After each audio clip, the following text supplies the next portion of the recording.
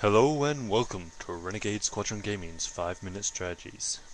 I'm your host Liam, and today we will be discussing the Rebel Troopers. Released in the core set and later in their own Ally and Villain expansion pack, the Rebel Troopers have been an outlier in Rebel tactics for many waves.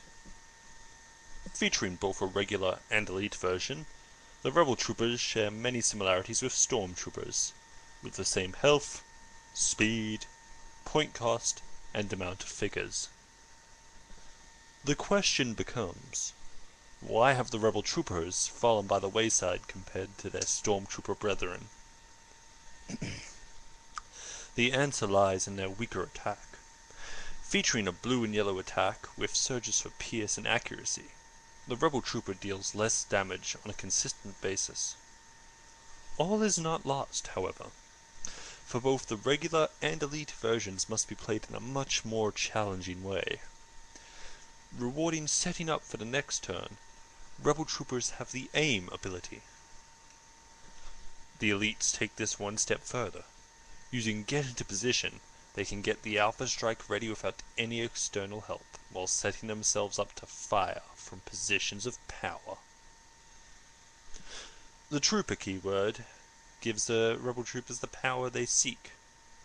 If you keep rank and file, you can move all 3 of your troopers, but only one loses his aim bonus.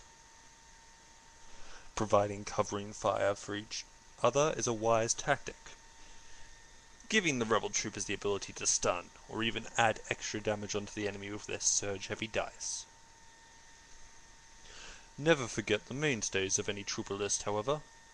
Ensure you bring ample reinforcements, keeping your enemy focusing on a unit at a time, which can open him up for your Grenadier. The Rebel Troopers are designed as a far more defensive punch. Holding objectives by hanging onto corners is where they shine. But, if you ever need to push onto your enemies, you should ensure you have strength in numbers. And if you want to push that breaking point even further onto your enemies, make sure that your squad storm doesn't stop.